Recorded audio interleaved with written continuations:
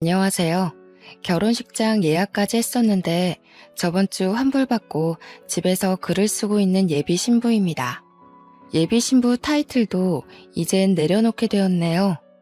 저는 한 달 전에 식장을 취소하기 전 2달 전만 해도 정말 행복한 예비 신부였습니다.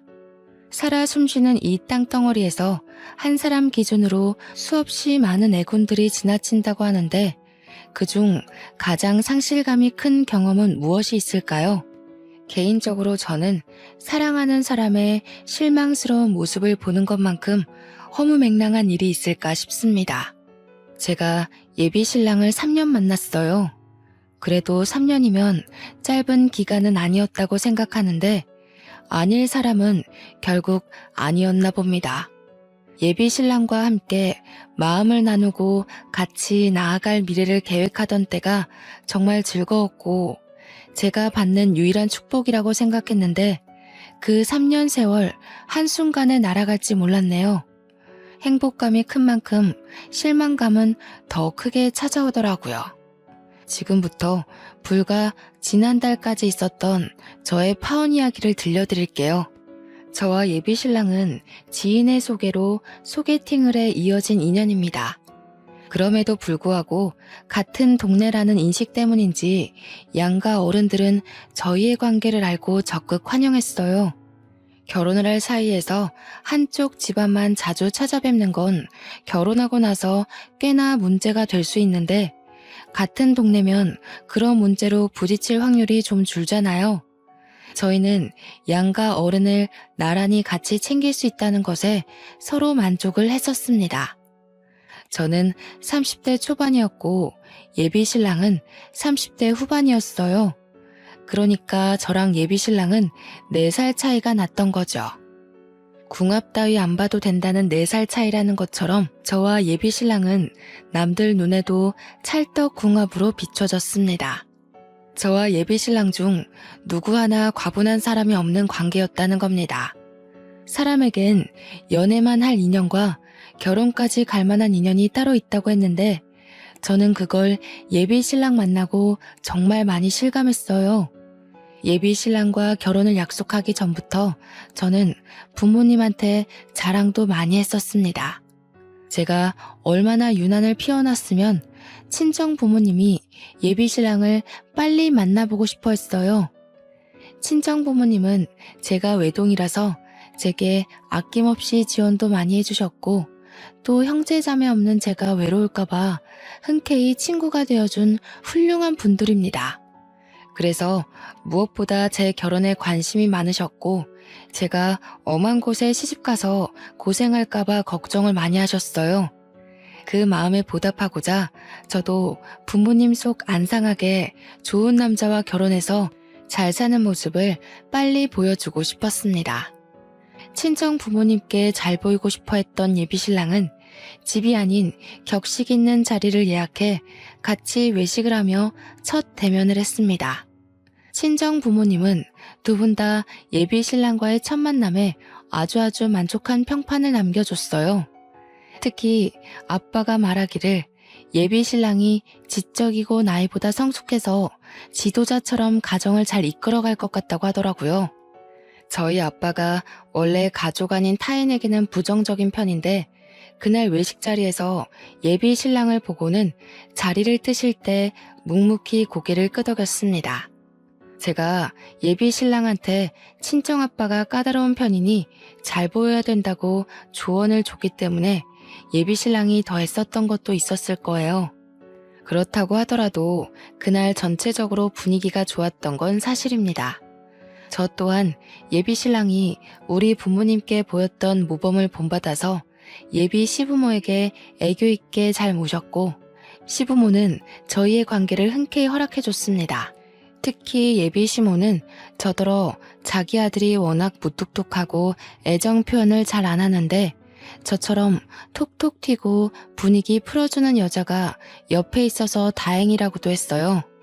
이 정도의 칭찬을 들었으면 저는 예비 시부모에게 점수를 톡톡히 따냈다고 자신했습니다. 저와 예비 신랑은 양가 어른들에게 첫인사를 나눈 후부터 결혼식도 안 올렸는데 이미 서로의 집안을 가족처럼 챙기고 자주 방문하면서 기념일에 선물도 준비하고 그랬습니다.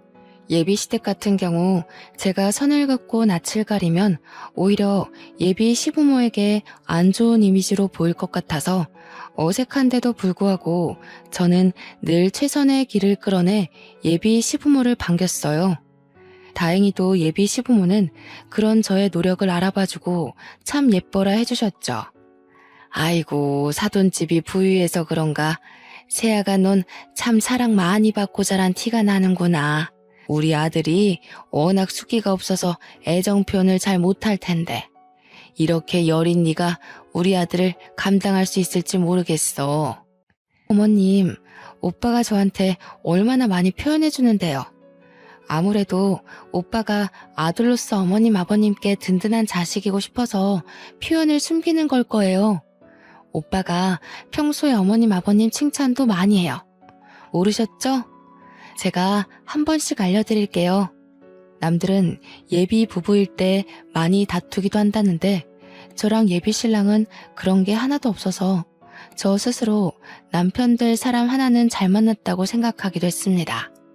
하루빨리 예비 신랑과 가정을 꾸려 토끼 같은 자식들도 3명 정도는 낳아야겠다고 예비 신랑한테 설레발을 치기도 했었고요. 그런데 그 행복한 단꿈이 결혼식장을 잡고 부동산까지 다 알아본 마당에 깨지게 될 줄 누가 알았겠습니까? 제 꿈에 금이 가기 시작한 건 정말 평소처럼 묘한 기류 하나도 없었던 시기에 갑자기 일어난 파동 때문이었습니다. 제가 여느 때와 같이 예비 신랑과 퇴근하던 날이었거든요. 저야 친구들과의 약속이 없으면 예비 신랑과 자연스럽게 퇴근길을 함께 했기에 평소처럼 같이 차를 타고 집에 가던 중이었습니다. 그런데 예비 신랑이 갑작스레 시부모와의 식사 약속이 있다고 하더라고요. 예비 시모가 저희에게 저녁을 사주고 싶다고 식사 초대를 했다고 하지 뭡니까? 예전에 미리 언질이 없었던 약속이라서 갑작스럽긴 했지만 그렇게 밥 얻어먹은 것이 한두 번도 아니고 저희는 갑작스러운 것도 자연스러울 정도로 가족이 되었기 때문에 금방 수긍을 했습니다. 그렇게 찾아간 횟집에서 저와 예비 신랑이 먼저 도착해 기다렸는데 나중에 예비 시부는 없고 예비 시모만이 들어오더라고요. 예비 시모 말이 예비 시부는 내일 일찍 나가봐야 돼서 일찍 잔다고 못 온다고 했습니다. 대신 저희끼리 맛있게 먹고 오라고 카드를 줬다고 했어요. 예비 시부 못 오는 것 정도야 뭐 크게 신경 쓸 만큼 문제는 아니었기에 그것마저도 그러려니 넘어간 시간이었어요. 그 자리를 단순히 밥 한 끼 먹자는 자리라고 생각해 평소 하던 것처럼 마음 편히 예비 시모를 응대했습니다. 살갑고 또 예의 바르게 말이죠. 그리고 문제는 그 다음부터였어요. 예비 시모 먼저 챙기고 예비 신랑을 챙기면서 제 인생에 생각지도 못한 고민이 비집고 들어온 거죠. 제가 예비 신랑에게 오빠 옆에 있는 물통 좀 줘 라고 했는데 그걸 듣던 예비 시모가 갑자기 표정을 굳히고 제 말을 자르더라고요. 아가, 우리 집은 특히 한 다리 건너 어른 친인척이 많다는 거 너도 알고 있지? 지난번 명절에 한번 들려서 몇 분이랑은 인사를 나눴잖니? 네, 그럼요. 그렇잖아도 시골리기 전에 정식으로 찾아뵈려고 오빠랑 얘기 중에 있어요. 아무래도 다들 바쁘시니까 한데 모이시기 어렵겠죠? 언제가 좋을까요? 그 전에 내가 오늘 너를 부른 이유가 있어. 네가 이제 우리 식구가 되는 건데 어르신들이 많다는 건 앞으로 보는 눈도 많을 거란 뜻이지 않겠니? 그러니 너희들 관계도 그만 뚜렷이 하는 게 좋을 것 같구나. 관계를 뚜렷이 하라는 게 무슨 말인지 바로 알아챌 수 있겠습니까? 저는 눈치 못 챘습니다. 제가 제대로 이해하지 못해서 대답을 못하고 있으니 예비 시모가 이번엔 둘러 말하지 않고 직구를 던지더라고요. 근데 그 말이 굉장히 황당했어요. 네가 병은이보다 4살이 어리지 않니? 앞으론 병은이한테 존칭을 쓰도록 해라. 오빠라고 하는 건 어르신들 앞에서도 보기 안 좋을 것 같구나. 뜬금없이 예비 신랑한테 존댓말을 쓰라는 예비 시모의 제안은 저를 벙찌게 만들었습니다. 여태까지 반말을 써왔고 예비 시부모도 저와 예비 신랑이 늘 이런 식으로 친근하게 대화를 나누는 걸 다 봐왔거든요. 그런데 갑자기 존칭을 쓰라뇨? 이미 반말에 익숙해진 사이에서 갑자기 존칭을 쓰라고 한다면 누가 그것에 덜컥 적응해서 쓰겠습니까? 바로 수긍하기엔 좀 많이 불편해서 당혹감을 표현했더니 옆에서 예비 신랑은 한술 더 뜨는 거 아니겠어요? 우리 집이 원래 좀 그래. 엄마도 아빠한테 존칭 쓰고 다른 친척 어른 집안도 여자 구성원들이 남자들한테 존칭 써. 나이 어린 사람이 연상한테 반말 쓰는 걸 예의 없다고 보시거든. 예비 신랑 설명을 듣는데 정말 경악을 안 할 수가 없었습니다. 예비 시모 말을 자연스럽게 받아치는 예비 신랑의 모습을 보니 마치 둘이 짜고 이 자리를 만든 것 같은 기분도 들었어요. 설령 예비 신랑 집안이 그렇다고 하더라도 그 중요한 사실을 그동안 왜 말 안 했는지 배신감까지 들더라니까요. 우리가 만난 지 3년이나 되었고 몇 번을 양가 집안에 왔다 갔다 했는데 그런 말은 미리 해줬어야 되는 거 아닙니까? 호칭 문제로 결혼 사이에서 트러블이 생기는 건 어디서 들어본 적 있지만 존칭 때문에 곤란을 겪을 줄은 상상도 못했습니다. 그런 황당한 일이 저한테 벌어졌다는 게 그저 놀라웠어요. 어느 누가 커플 부부 사이에 반말을 하다가 갑자기 존칭을 쓰나요? 왜 그리 불편하게 지내야 되죠? 매일 얼굴 보고 싶고 가까워지고 싶어서 결혼하는 거 아닌가요? 어째 그 말을 듣는데 결혼을 하게 되면 예비 신랑과 더 멀어질 것 같은 느낌이 들었습니다. 예비 신랑에게 따지고 싶은 게 산더미였지만 예비 시모가 평소와 다른 얼굴로 눈을 부릅뜨고 쳐다보고 있어서 그럴 수가 없었어요. 예비 시모는 제 대답을 계속 기다렸습니다. 계속 제게 존칭 문제로 조언인 척 잔소리를 하시는데 제가 알던 엄마 같은 예비 시모가 맞나 싶더라니까요. 결국 저는 예비 시모 제안에 명확한 답변을 못하고 어영부영 그 자리를 마무리했습니다. 예비 시모는 차를 타고 자리를 뜰 때까지 저한테 예비 신랑에게 존칭을 쓸 것을 강조하고 떠났어요. 정말 식사 때도 밥이 입으로 들어갔는지 코로 들어갔는지 기억이 안 나는데 제대로 먹지도 않은 그 음식물마저 체할 것 같더군요. 예비 신랑이 저를 집 앞까지 데려다주는 동안 말을 안 하고 있다가 집 앞에 도착해서야 저는 그날 일에 대한 입장을 언급했습니다. 오빠, 난 솔직히 어머님 말씀 이해 못하겠어. 어느 누가 커플끼리 존칭을 써. 그리고 여자만 남자한테 존칭 써야 된다는 것도 이해가 안 돼. 이건 예의랑 다른 문제라고 생각하거든. 솔직히 좀 성차별 같기도 하고. 여자 남자를 떠나서 나랑 오빠가 3년 동안 반말로 지냈는데 어떻게 갑자기 존댓말을 해? 오빠는 안 이상해? 우리 집에선 당연한 거라고 했잖아. 아무리 그래도 밥 먹는 내내 똥 씹은 표정을 하고 있으면 어떡해? 어른이 앞에 앉아서 며느리에 대해 마땅한 조언을 해주는 건데 그런 얼굴로 있어? 이게 우리 집 문화야.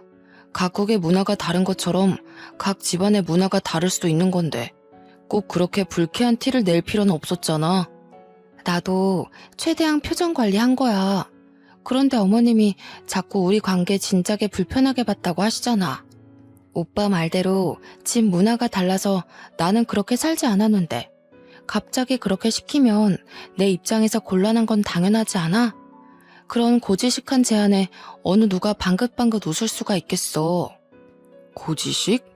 기분 나쁜 거 알겠는데 우리 엄마야.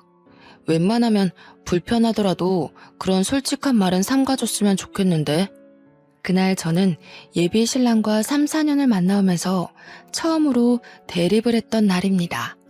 제가 예비 시댁 문화를 이해 못해서 욱하는 바람에 감정을 숨김없이 표현한 거 맞아요. 그래서 좀 더 거친 언사가 나갔다는 것도 인정합니다. 그런데 낯설어하는 제 입장 이해 못하는 건 예비 신랑도 마찬가지 아닌가요? 저는 예비 신랑과 예비 시모에게 예비 시댁 문화를 강요받았습니다. 그곳 환경을 잘 모르는 제가 그것에 반감을 가질 수 있는 건 그들도 예상했어야 된다고 봐요. 그날 예비 신랑은 처음으로 제게 인사도 안 하고 돌아가 버렸습니다. 딱 봐도 상당히 감정이 상한 모습이었어요. 제가 예비 시모를 함부로 말해서 그런 거겠죠. 아니면 자기 집 문화를 이상하게 보는 제 입장 때문일 수도 있고요.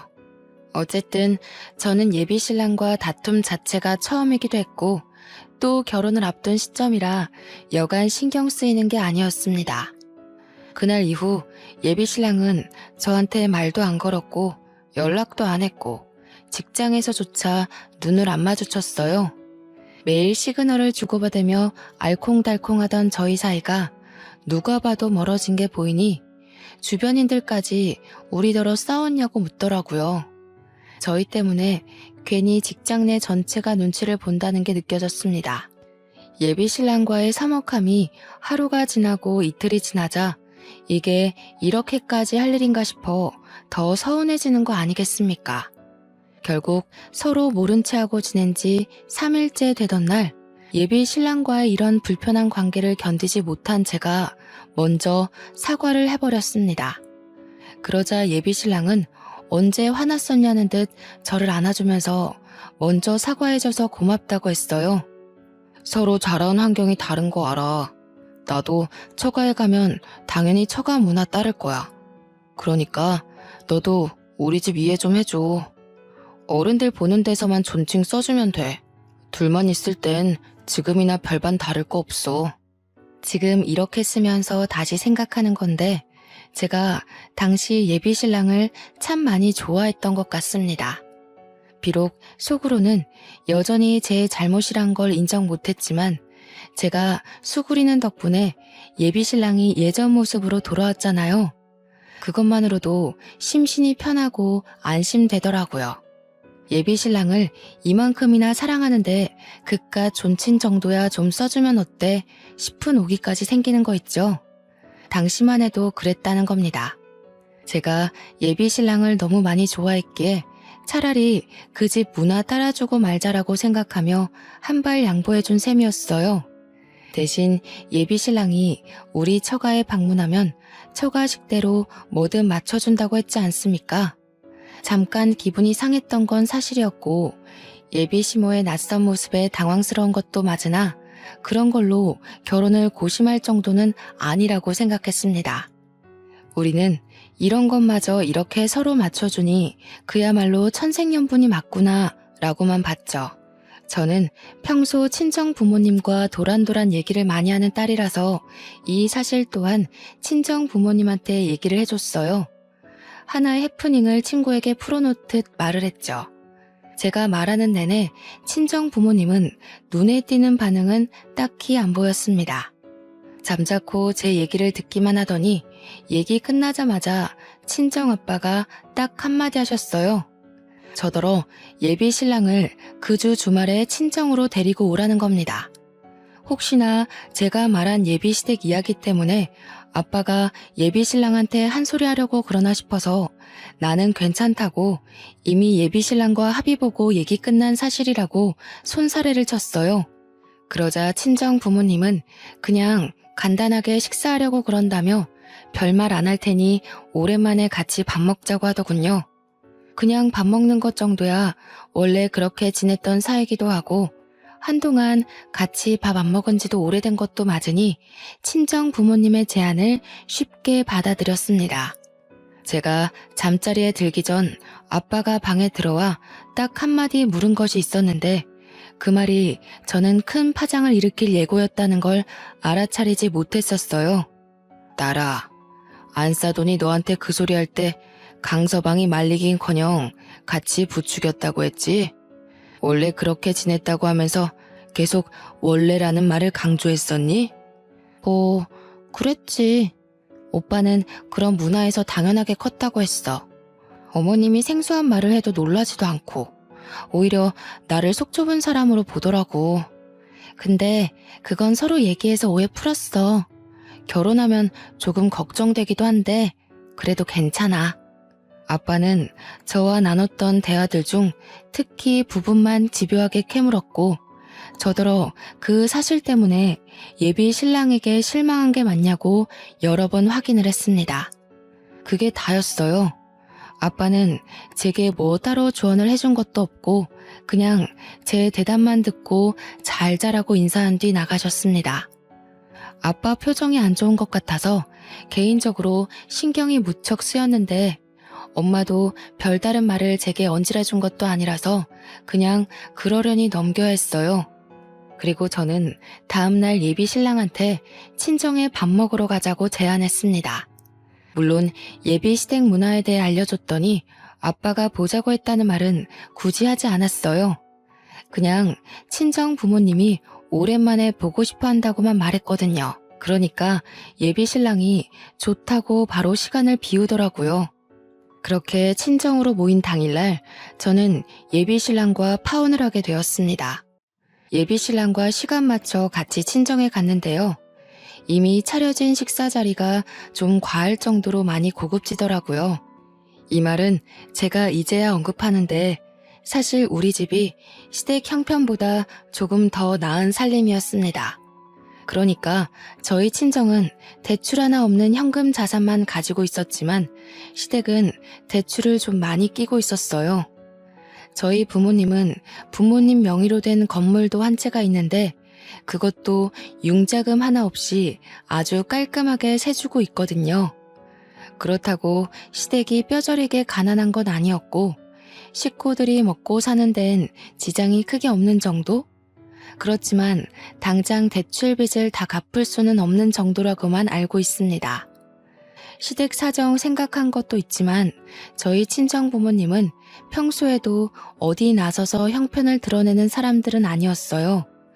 저희도 예비 신랑을 초대해 집에서 밥을 먹을 때면 남들과 같이 비슷하게 집밥처럼 먹곤 했습니다. 그런데 그날만큼은 달랐다는 거예요. 정말 숟가락 하나도 10만 원이 넘는 고급 커트러리를 내놓았다니까요. 처음 보는 가정식탁 분위기에 당황한 저는 그 분위기에 넋을 놓았는데 정작 예비 신랑은 표정 변화가 없었습니다. 그저 늘 하던 대로 저희 부모님께 공손한 태도로 인사하고 자리에 착석할 뿐이었어요. 레스토랑 못지않은 요리를 보면서 제가 감탄을 금치 않으니 거기서 손님은 예비 신랑이 아니라 오히려 저였습니다. 친정 부모님은 식사로 모자라 평소 입에 잘 되지도 않는 와인까지 준비를 해줬는데요. 제가 와인을 잘 먹진 못하지만 아빠가 사람 대접한다고 몇 번 와인 주문하는 걸 본 적이 있거든요. 그때 70만 원대 와인을 보고서 무슨 술 한 병이 그렇게 비싸냐 하고 아빠한테 궁시렁거리기도 했었어요. 그런데 그 70만 원대 와인이 그날 아빠 손에 들려있는 거 아니겠습니까? 저희 아빠 돈 헤프게 쓰는 사람 아닙니다. 오히려 그런 부류들을 싫어하죠. 확실히 그날따라 친정 부모님이 평소와 다르다는 걸 좀 느꼈습니다. 친정아빠는 예비 신랑이 숟가락 들기도 전에 와인을 따라주면서 덤덤하게 먼저 말을 걸었는데요. 아마 예비 신랑도 와인 가격에 대해 눈치챘을 거예요. 예비 신랑이 술을 좋아하거든요. 그래, 사돈 쪽에서 여자 식구들더러 존칭을 쓰라고 한다면서? 자네 집안 문화가 원래 그렇다고 들었는데 그게 사실인가? 친정아빠의 돌직구에 예비 신랑은 저를 쳐다봤습니다. 예비 신랑의 눈빛이 마치 그런 걸 왜 말했냐는 의미가 담겨있는 듯 했어요. 좀 황당한 거 있죠? 예비 신랑에게 뭘 숨기려고 했던 건 아니었는데 얼떨결에 죄 지은 기분이 들더라고요. 근데 시댁 문화가 잘못된 게 아니라면 제가 그걸 왜 친정 부모님한테 말하면 안 됩니까? 떳떳하면 오히려 자기가 먼저 우리 집안에 알리고 우리 집안 문화에는 뭐 특별한 게 없는지 알아봐야 되는 거 아닌가요? 이전과 똑같은 부분에서 서로의 의견이 덜그럭거리니 저는 아예 예비 신랑의 시선을 피해버렸습니다. 괜히 오해 사고 싶지 않아서 시선을 피했던 건데 그게 오히려 예비 신랑을 곤란하게 했나 봐요. 예비 신랑은 친정아빠 말을 듣는 내내 표정이 탐탁치 않더라고요. 집마다 문화가 있는 건 당연하지. 우리 딸 보고 그 집 문화에 맞추라고 해놓고 자네는 우리 집 문화를 안 따를 건 아니겠지? 적어도 그런 각오는 했어야 납득이 되는데. 그럼요, 장인어른. 지우한테도 말했다시피 저도 처가 문화에 발벗고 맞출 생각입니다. 지우가 어디서 얼만큼 알고 말씀 올렸는지 모르겠지만 장인어른께서 생각하시는 것만큼 저희 집 팍팍한 구석 아니에요. 믿으셔도 됩니다. 그래? 잘 됐네. 우리 집안은 선조 때부터 조상들 내력이 다 대릴 사위제거든. 그래서 내 딸이 결혼하면 자네가 우리 집에 들어야 될 것 같은데 되겠지? 친정 부모님이 하는 말은 저도 놀라웠습니다. 아빠가 대릴 사위로 처가살이를 했었다는 건 들었었는데 조상들이 대대로 대부분 대릴 사위였다는 건 처음 들었어요. 정확히 말하자면 조상님들이 여자 집에 들어갔다기보단 경제력 높은 집에 합가를 한 건데 우리 가문이 대대로 여자 쪽이 잘 살았다 보니까 하나같이 다 대릴 사위제였다고 했습니다. 저도 처음 들었으니까 당연히 예비 신랑한테 이것에 대해 말을 해본 적이 없었어요. 아빠의 제안에 말문이 막힌 예비 신랑은 은근슬쩍 저를 보면서 약간의 원망 담긴 눈빛을 보냈습니다. 한 번도 예비 신랑이 당황하는 얼굴을 본 적이 없는데 그날 그런 얼굴을 처음으로 보기도 했어요. 예비 신랑은 친정아빠의 물음에 잠시 대답을 미루며 화장실 먼저 다녀와도 되겠냐면서 자리를 피했습니다.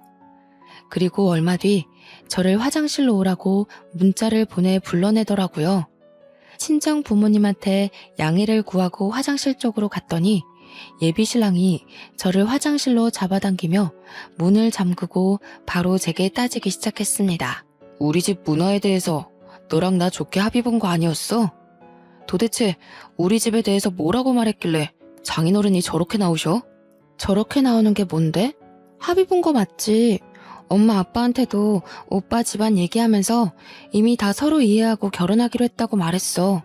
그런데 우리 아빠가 뭘 어쨌다고 이래? 못 느꼈어? 장인어른이 지금 반발하는 것처럼 오기 부리시잖아. 딸이 남의 집 가서 남의 집 문화에 고생하게 생겼으니 보복하는 거 아니야. 보복? 오빠, 대체 우리 아빠를 뭘로 보는 거야? 우리 아빠는 우리 집 문화에 대해 말했을 뿐이야. 오빠 엄마가 나 불러내서 결혼 전에 존칭 정리하는 게 좋겠다고 경고 준 거랑 똑같은 거라고. 이게 그거랑 어떻게 똑같아? 너는 그냥 나한테 존댓말만 하고 살면 그만이지만 대릴 사위는 단순히 그런 문제가 아니잖아. 나더러 이 집에 들어와서 살라는 게 말이 돼? 말이 안 될 건 뭔데? 우리 같이 합의 본 거 아니었어? 내가 존칭 쓰면 오빠도 우리 집 문화에 맞춰주겠다고 했잖아. 아니면 나 계속 반말해도 돼? 예비 신랑은 저를 답답해하면서 더 이상 저와 의견을 조율하려 하지 않았어요. 저더러 대신 아빠한테 가서 자기 대릴 사위는 절대 못한다고 말하라고 명령조로 지시했습니다. 그러면서 덧붙이는 말이 이미 예비 시댁 쪽에서 합가를 생각하고 있다고 제가 시댁에 들어가야 된다고 하는 거 아니겠어요? 무슨 소리야? 우리 분가하기로 했잖아. 그래서 부동산 알아본 거 아니었어? 존칭 가지고 사람 정신없게 해놓은 거 얼마나 됐다고 또 이래. 시댁에 들어가서 살아야 된다니? 분가할 거야. 하긴 할 건데 그래도 3년 정도는 시댁에서 살고 나와야지. 며느리면 이제 시댁 쪽 사람 되는 거나 마찬가지인데 시댁 들어가서 적응하고 어울리는 건 당연한 순서 아니야? 오빠네 집에서 하라는 건 다 당연한 거고 우리 집에서 대릴 사위 하자는 건 말도 안 되는 제안이야? 좀 너무하다고 생각하지 않아? 생각해보니까 결혼 날짜 가까워질수록 점점 오빠네 집에서 나를 끼워 맞추려는 것 같아. 답답하게 또 왜 이래. 네가 맞추는 게 당연한 거지. 그럼 나보고 모양 빠지게 여자 집에서 출퇴근하라고? 예비 신랑이 호소하듯 내뿜은 말들 중 유독 마지막 말이 제게 다소 충격을 주었습니다. 여자 집에서 출퇴근하는 게 모양이 빠진다는 말, 어떻게 이해해야 되는 거죠? 그 말을 듣고 그저 할 말을 잃어서 멍하니 예비 신랑을 바라보기만 했네요. 예비 신랑한테 정이 뚝 떨어지는 바람에 이미 지나보냈던 실망스러운 모습까지 다시 생각나 2배로 미워 보였습니다. 예비 시모가 저보고 예비 신랑한테 존칭 쓰라고 할 때부터 눈치를 챘어야 하는데 제가 둔했던 거죠. 이래서 콩깍지가 무섭다고 하는가 봅니다. 예비 신랑은 저를 계속 등 떠밀며 나가서 당장 데릴 사위는 안 된다고 말하라며 재촉했습니다. 예비 신랑 힘에 떠밀려 화장실 밖으로 쫓겨났는데 그 앞에 친정 부모님이 서 있더라고요. 저도 깜짝 놀랐지만 예비 신랑은 더 놀랐던 건 저를 잡고 있던 손을 황급히 놓더라니까요. 그날 예비 신랑의 깨는 모습을 여러 번 봤는데요. 화장실 앞에서 본 예비 신랑의 얼굴은 제가 알던 리더십 강한 모습과는 다르게 멍청하기까지 했습니다. 기가 차서 뒷골이 당기네. 술이 된 것도 아니고 멀쩡한 정신인데 이 모양이란 말이야? 내가 우리 딸을 얼마나 귀하게 키웠는데 정신머리 썩어 빠진 녀석한테 보낼 수가 있나? 남에게 맞춰줄 수 없으면 자네도 남한테 강요를 하지 말아야지. 가서 사돈들에게 전하게. 그 가짜는 문화 때문에 더는 상종 못하겠으니 이 결혼 파토낸다고. 좌인어른, 어디서부터 들으셨는지 모르겠지만 저희 집 뜻은 그런 게 아니고요. 어린 사람이 윗사람한테 존대하는 건 당연하잖아요. 그래서 돈 없는 사람이 돈 있는 집에 들어오는 것도 당연한 게 아니겠나. 그리고 부부끼리 위아래 사람이 어딨어? 자네 부모님이 썩어 빠진 생각을 가지고 있다고 해도 자네만큼은 아닌 게 아닌 줄 알았어야지. 그렇게 존칭을 받고 싶으면 길거리 나가서 네 동갑 어린 아가씨들이나 찾아보던지. 우리 딸이 그러고 사는 꼴은 내 절대 못 본다.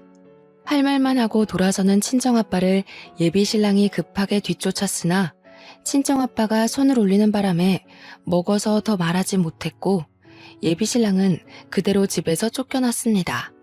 밖에서 초인종을 누르고 문을 두드리는 예비 신랑이 신경 쓰였지만 저도 배웅을 나가진 않았어요. 그러니 예비 신랑한테 전화까지 오더라고요. 부모님이 예비 신랑 상종하지 말라고 한 것도 아닌데 그날따라 예비 신랑이 크게 좀 깨달았으면 좋겠다는 생각이 들지 뭡니까? 저는 그대로 폰을 꺼버린 뒤 남은 시간을 친정 부모님과 함께 했습니다. 그리곤 부모님께 예비 신랑을 대신해서 무례했던 그의 행동을 사과드렸어요. 친정 부모님은 제가 자신들을 원망하더라도 예비 신랑만큼은 떼어놓아야 되겠다고 생각했다면서 제 동의도 구하지 않고 마음대로 일을 벌여서 미안하다고 오히려 제게 사과를 하더군요.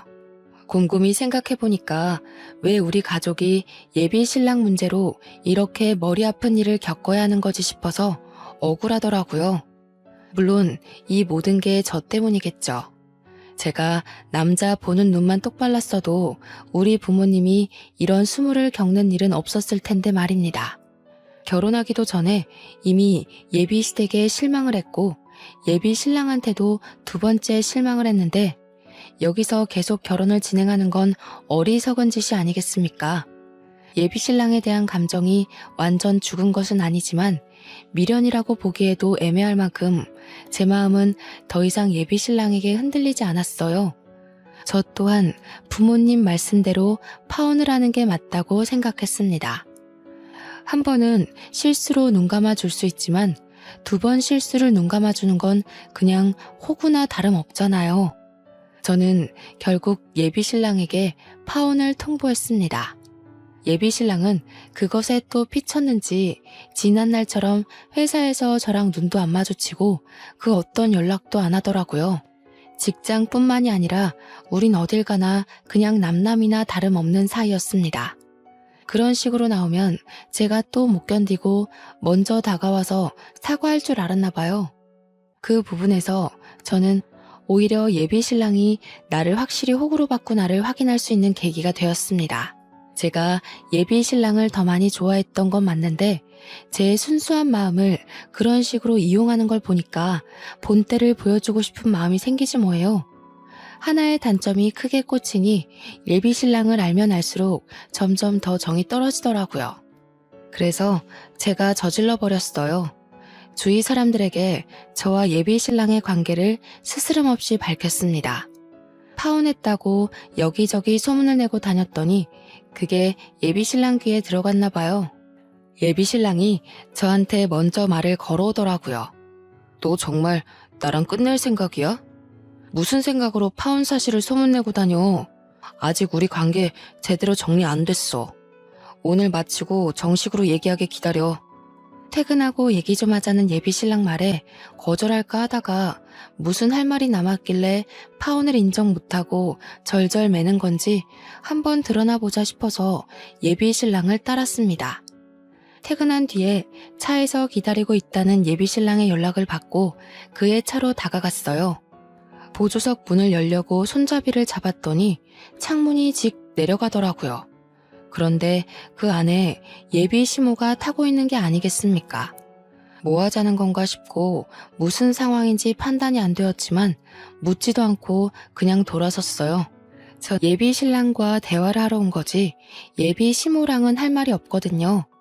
그냥 집에 가려고 하는데 차에서 급하게 내린 예비 신랑이 황급히 쫓아와 저를 붙잡았지 뭡니까? 얘기 좀 하자고. 엄마가 너랑 합의 보고 싶다고 만나자 한 거야. 우리 이거 파혼까지 갈 일 아닌 거 알잖아.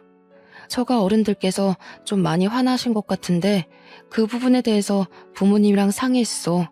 그러니까 좀 들어보고 가. 우리 끝난 거 모르겠어? 우리는 지금 파혼을 고민하는 사이가 아니라 이미 파혼을 한 사이야.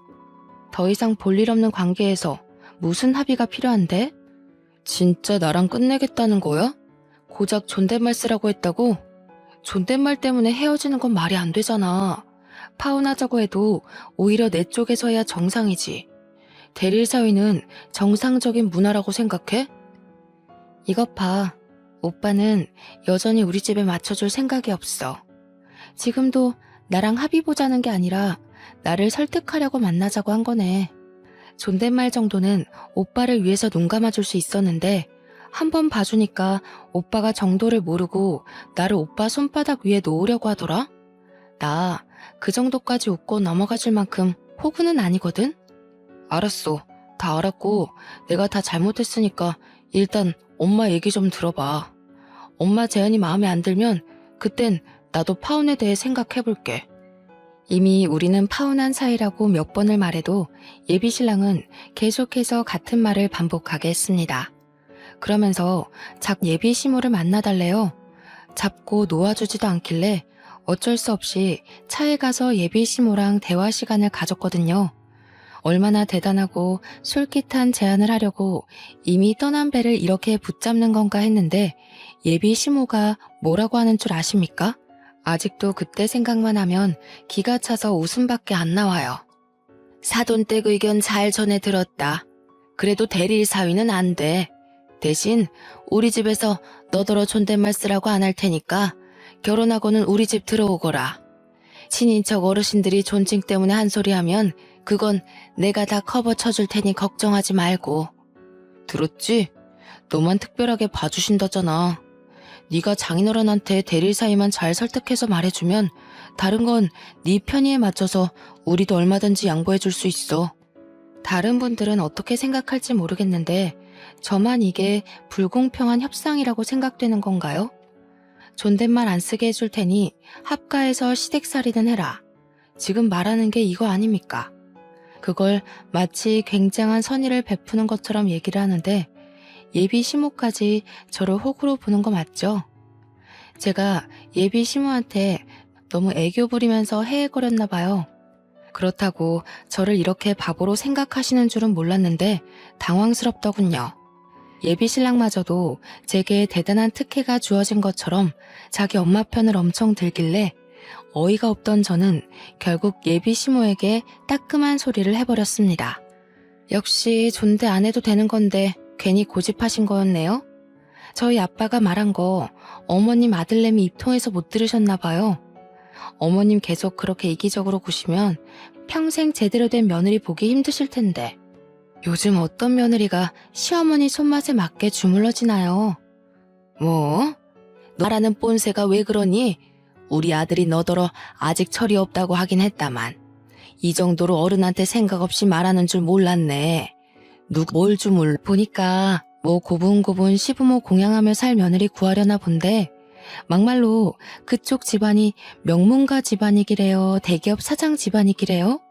가진 것 하나 없으면서 바라는 것 많은 이기적인 마인드로 어떻게 새색시를 구하려나 몰라. 한번 갔다 온 여자나 등쳐먹으려는 여자면 그런 고지식한 집안 눈 감고 들어갈 수는 있겠네요. 너 지금 엄마한테 무슨 말버릇이야. 협상 조건이 마음에 안 들면 안 된다고 말을 하던가. 엄마가 너 생각해서 큰 마음 먹고 찾아오기까지 했는데 이게 무슨 무례야? 두 분 보니까 참 큰일이다 싶네요. 귀한 장남 나이가 내일 모레 40인데 시댁 집안이 아들 장가 보낼 미처는커녕 빚만 수두룩해서 어째요? 존대 받아야 되는 아드님 평생 노총각으로 살다 가야 되는 거 아닌가 모르겠어요. 어디 방송이나 나가보세요. 공개 구혼이라도 해야 결혼 근처는 가볼 것 같은데요. 예비 시모가 제 말에 화가 나서 벌벌 떨기까지 했는데요. 저더러 원래 이렇게 무서운 애였냐고 악을 지르는 말에 네네 그렇다고 말해주고 그냥 차 안에서 내려버렸습니다. 그 장면만 본다면 제가 건방졌다고 생각할지 모르지만 제 상황을 전반적으로 아는 사람이라면 되레 그들을 더 혼쭐내주지 못해 아쉽다고 말하지 않을까 싶네요. 저를 따라 예비 신랑이 당장 쫓아오려고 했지만 예비 시모가 자존심 때문인지 자기 아들을 못 가게 붙잡더라고요. 엄마가 붙잡는다고 못 쫓아오는 예비 신랑 행동도 뒤늦게 생각해보니 웃겼습니다. 거의 40이 다 되었는데 엄마가 시키는 대로 잘도 따르는 아들이더라고요. 그런 사람인 줄 왜 몰랐는지 아직도 제 자신이 이해가 안 됩니다. 작년까지만 해도 제게 예비 신랑이란 사람은 과묵하고 본업에 열중하면서 매사에 지도자 자격이 있는 사람이었거든요.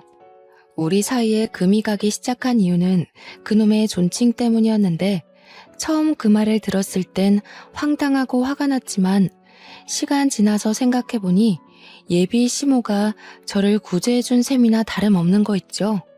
저와 예비 신랑이 결혼하고 나서 제게 그런 존칭 제안을 했다면 아마 파혼 가정보다 더 피 튀기는 싸움이 되지 않았을까요? 생각만 해도 무섭고 살떨리네요. 그 이후 생활은 놀랍게도 평화로웠습니다. 예비 신랑과는 여전히 같은 회사에서 일을 하고 있어요.